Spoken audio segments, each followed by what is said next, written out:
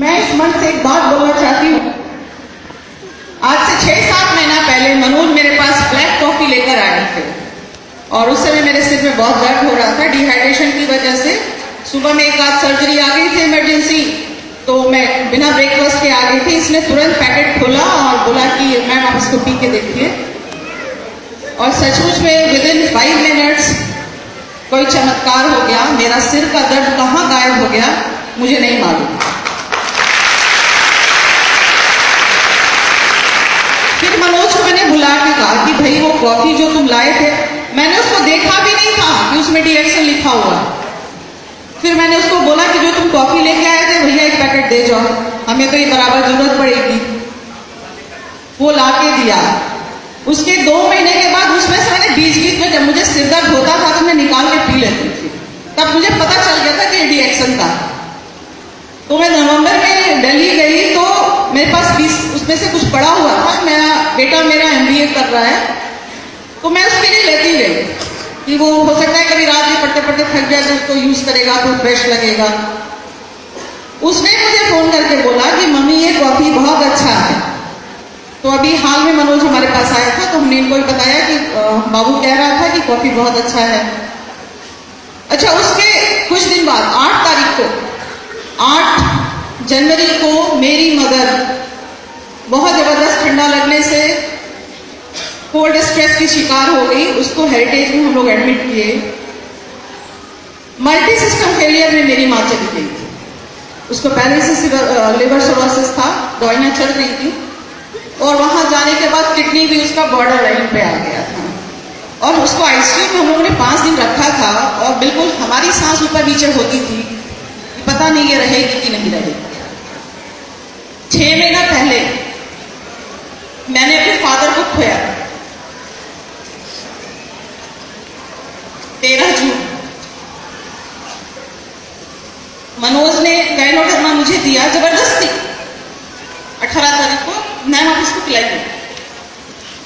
मैंने अपनी माँ को अपने घर में किसी को नहीं बोला, पिलाना शुरू किया।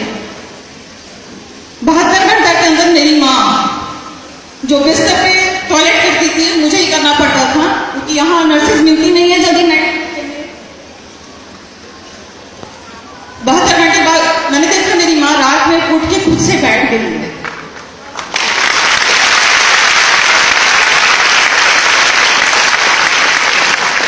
तब मुझे लगा ये डिएक्शन अगर मेरी जिंदगी में पहले आ गया होता तो शायद मैं अपने फादर को नहीं खोती।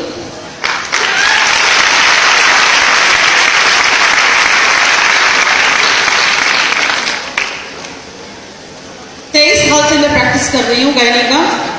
मेरे फादर ने मुझे पढ़ाने में बहुत पैसे लगाए, और उस पैसों को सुनने में समाज से मैंने भी बहुत पैसे लिए हैं और एक अच्छी अपनी स्टेटस बनाई है। पर इस रिएक्शन में जुड़ने के बाद मुझे ऐसा लग रहा है कि मुझे समाज को बहुत कुछ वापस देना है। हम डॉक्टर्स, हमारी जो कम्युनिटी है ये पैसा बनाने में लगी रहती है कि हम किस तरह से लोगों को बेवकूफ बना के पैसा ले लें। हालांकि ये मेरे संस्कार में नहीं है, लेकिन कभी कभी कोई बहुत चालाकी करता है तो हमें भी उस तरह का थोड़ा करना पड़ जाता है। लेकिन आज के बाद मैं ये कसम खाती हूँ, कभी दिमाग में ये बात भी नहीं आनी चाहिए किसी भी डॉक्टर को कि अगला जो मरीज आपके सामने इतने कष्ट में आता है उसको चीट करने का सोचिए आप। इस मंच से एज अ डॉक्टर मैं स्पाइरुलिना और गायनोडर्मा दोनों के बारे में कुछ बोलना चाहूंगी। स्पाइरुलिना यूनिसेल्यूलर है और हमारी पूरी बॉडी सेल से बनी हुई है। आपके बोन्स, आपके हेयर, आपकी स्किन, आपके सारे ऑर्गन, एक सेल मिलके एक ऑर्गन बनते हैं।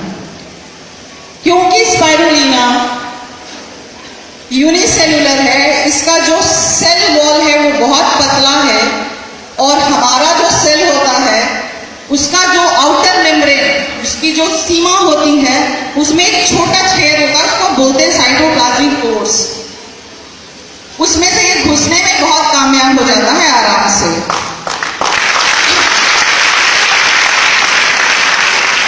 जो भी खाना खाते हैं, लिवर आपके बॉडी का फैक्ट्री है। वो आपके सारे खाने को मेटाबॉलिज्म जितना है बॉडी का पचाने का, उसको ब्लड में ले आने का, ये सारा लिवर करता है। और लिवर में भी सेल्स भी वैसे ही हैं। तो ये स्पाइरुलिना या गाइनोडर्मा जो हमारे सेल्स में पहुंचता है, वहां का जितना कचरा है उसको बाहर निकाल देता है, आपका सेल बिल्कुल नॉर्मल हो जाता है। बॉडी आपकी जितनी अल्कलाइन रहेगी, बॉडी आपकी जितनी अल्कलाइन रहेगी, आप उतने स्वस्थ रहेंगे। अल्कलाइन बॉडी के लिए फूड में क्या है हमारे यहाँ इंडियन वेरेस में?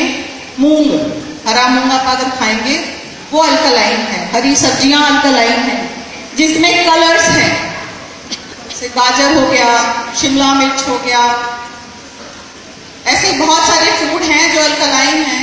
लेकिन उस अल्कलाइन पीएच को पहुंचने के लिए आपको आधा केजी मूंग खाना पड़ेगा, जो कि प्रैक्टिकली संभव नहीं है।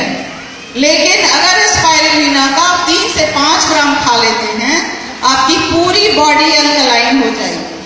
कोई भी माइक्रो ऑर्गेनिज्म, कोई भी बैक्टीरिया, कोई भी वायरस आपके बॉडी को जब तक अल्कलाइन रहेगा, जैसे पंडित जी लोग सुरक्षा कवच बनाते हैं, वैसे अल्कलाइन फूड लेके आप अपने बॉडी को सुरक्षा कवच दीजिए। आपका बॉडी में वायरस, बैक्टीरिया, फंगस कुछ भी एंटर नहीं कर पाएगा। आप अगर बीमार होते हैं, एक मोटी रकम आपके घर की आएगी, डॉक्टरों के पॉकेट में चली जाती है, चाहे वो जिस पैथी से हो, एलोपैथी से हो, होम्योपैथी से हो, आयुर्वेदिक से हो, किसी भी पैथी में आपके घर का पैसा चला जाता है। और गवर्नमेंट भी बहुत ज्यादा इन्वेस्ट नहीं करती है हेल्थ के ऊपर, 3 या 4% शायद इस बार हुआ है। अमेरिका जैसा देश मेडिकल इंश्योरेंस विड्रॉ कर रहा है, क्योंकि सरकार के पास भी पैसा नहीं है। तो जब आप अपनी इमारत सही रखेंगे, अपनी बॉडी सही रखेंगे, आपको हेल्थ प्रॉब्लम्स नहीं होगी, तो इन चीजों की जरूरत ही नहीं पड़ेगी। मैं भी बहुत लोगों को अभी जैसे बोलती हूँ कि भाई इस पर हम दवा तो लिख रहे हैं, पर स्पाइरुलिना खाओ। वो लोग बोलते मैडम बहुत महंगा है। अब उनको जब डिवाइडेड डोज में बताया जाता है कि भैया 3 या 4 रुपये पर डे तुमको पड़ेगा, तुम इसको लो, तो महिलाएं तैयार हो जाती हैं कि हाँ इसको हम खा सकते हैं और ले सकते हैं। मेरा कहने का ये मतलब है कि देखिए, बीमारियां तो आती जाती रहती हैं, कहीं ना कहीं कोई डिफेक्ट रह जाएगा इम्यून सिस्टम में, तो बीमारी ऐसा नहीं है कि आप ये प्रोडक्ट खाएंगे तो बिल्कुल ही बीमारी नहीं होने वाली है। कहीं ना कहीं डिफेक्ट रह जाएगा तो जरूर होगी, पर आपका जो पहले था कि 80%, वो आपका घट के 10%, 20% पे आ जाएगा। और जब इस तरह का हो जाएगा तो आपके घर का पैसा आपके पॉकेट में रहेगा। मैं यहाँ अचीवर्स को अभी देख रही थी, जिन महिलाओं को मैं देख रही थी, ये महिलाएं शायद जिंदगी में घर की दहलीज को पार नहीं कर पाती, जो आज इतने बड़े हॉल में स्टेज पे आके और अपनी बात कह रही हैं और ऐसे अंगूठा दिखा रही हैं। मुझे नहीं समझ में आ रहा था ये क्या है। आप में से कोई बताएगा क्या था? अग्रवाल अंकल आप बताइए ये क्या है? ये क्या है? आपके सारे अचीवर्स ऐसे कर रहे थे। हाँ? हाँ?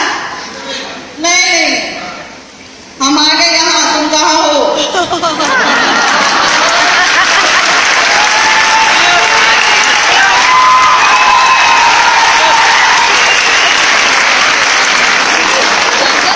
लेवल ऑफ कॉन्फिडेंस उन औरतों का मैं देख रही थी, जो एक तो क्या नाम है, दीना, क्या नाम है,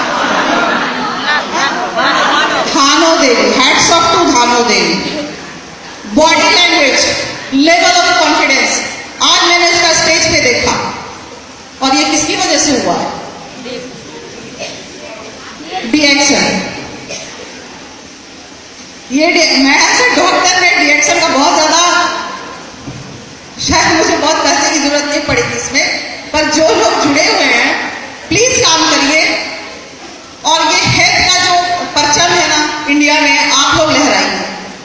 आप लोगों को बताइए कि ये खाने से आपका ये होना अच्छा होगा, क्योंकि नहीं अगर करेंगे तो अगले 20 साल में जिस तरह से कैंसर, डायबिटीज, ब्लड प्रेशर, इनके कॉम्प्लिकेशंस हो रहे हैं, उस हिसाब से हमको तो लगता है कि मानव जाति ही खत्म हो जाएगी। क्योंकि बैक्टीरिया को मारने के लिए जो एंटीबायोटिक्स यूज कर रहे हैं, बैक्टीरिया भी बहुत चालाक है। आप उसको मारेंगे तो रास्ता निकाल के अपना एक दूसरा बच्चा पैदा कर देगा। वो आजकल हम लोग उसको मेडिकल टर्म से बोल रहे हैं कि सुपर बग। सुपर बग जब आ जाएगा कोई एंटीबायोटिक काम नहीं करेगा, तब हमको हर्ब्स की दुनिया में ही जाना पड़ेगा, और डीएक्सएन उसको लेके आ गया।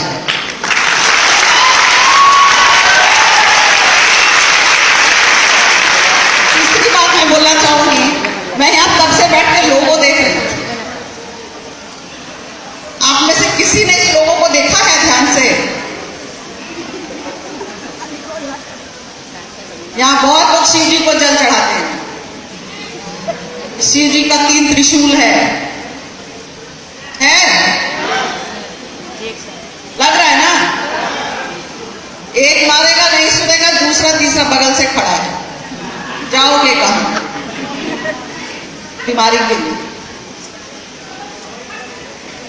और दूसरा, इसको अगर हम धार्मिक और इससे भी जोड़ के देखें, हो सकते एक्शन में बहुत सारी कमिटीज के लोग आए हैं, भिन्न भिन्न जाति धर्म के लोग आए हैं, इसका जो लोगो है जरा सा उलट पुलट करिएगा तो ये ओम भी बन जाएगा, अल्लाह भी बन जाएगा, और क्रॉस भी बन जाएगा। बनेगा कि नहीं?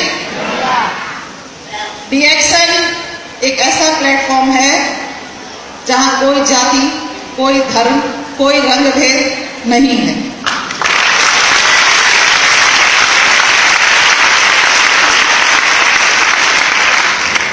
एंड लास्ट में my thanks to Agarwal uncle बोलूं, भैया बोलूं, मुझे नहीं समझ में आ रहा है। Thank you ma'am, thank you. जोरदार तालियां।